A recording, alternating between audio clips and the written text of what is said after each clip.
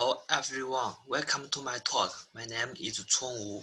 The title of my talk today is Liveness is not enough. Enhancing fingerprint authentication with behavioral biometrics to defeat puppet attacks.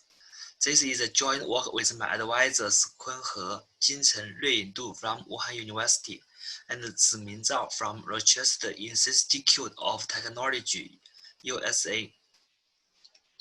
In recent years, fingerprint sensors have been widely integrated on smartphones and tablets. Among existing authentication methods, fingerprint authentication is the most prevailing thanks to its high usability. Fingerprint authentication is also used in security-critical scenarios, such as online payment, smartphone unlock. However, fingerprint authentication is vulnerable to penetration attacks, where the system is spoofed by artificial crafts. While for this attack, the existing solution is liveness detection. Hardware-based methods rely on additional hardware to detect the live signs of the input fingerprint, such as humidity, body pressure. Others may focus on details of the captured fingerprint, such as region size, density, community, and texture. It uses image processing methods to extract more discriminative features. Unfortunately, existing methods to enhance the security of fingerprint authentication only focus on liveness detection. It determines whether the input fingerprint comes from a live human being. Those systems are powerless against an overlooked puppet attack. In this attack, the attacker places an unwilling victim's finger on the fingerprint sensor. Puppet attack was also highlighted in ISO IEC standard documents and of increasing concern since it is easy to conduct this attack. Actually, since the fingerprint and other liveness signs are collected from the real and legitimate user in puppet attacks, existing liveness detection methods fail in defeating puppet attacks. To defend against augmentation attacks, including the puppet attacks, we use the intrinsic fingertip-touch characteristics to model user movements in legitimate authentications. Fingertip touch is the behavior completed in an instant when a user gets the mobile device in hand and applies his finger to the sensor. We model those movements with accelerations and rotation angles, which can be retrieved from built-in sensors such as accelerometer, magnetometer, and gyroscope. Overall, the basic idea is to complement fingerprint authentication with fingertip touch behavioral characteristics. Our system runs in the background to monitor the fingerprint authentication event. Once detected fingerprint inputting, it starts to collect data from accelerometer, gyroscope, and magnetometer.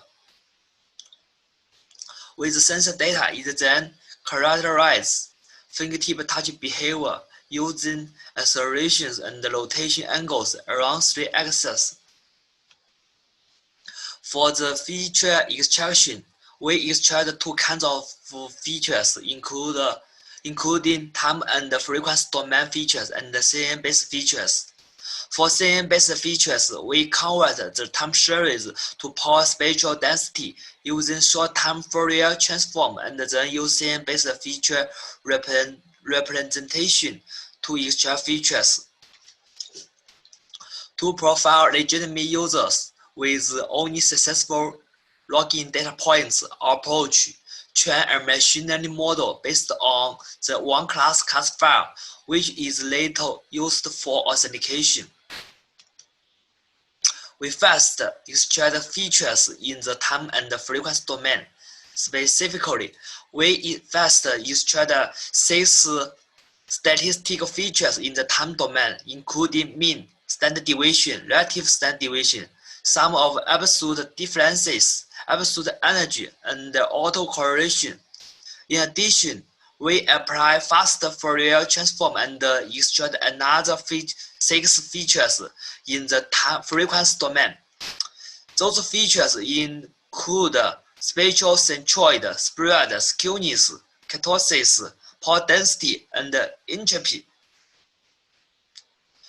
Besides the time and frequency domain features, we also extract features with CNN-based feature learning. We first apply short-time Fourier transform to convert the time series to pore spatial density matrices. The figure shows pore spatial density matrices of 3 different users. To extract CNN-based features, the basic idea is to use the output of the pre-trained model's intermediate layer as the features. This is due to the powerful feature representation of neural network. In our work, we first pre-train the CNN model to distinguish different users with collected behavior data. Then we use the model by the last layer as the feature extractor. In real world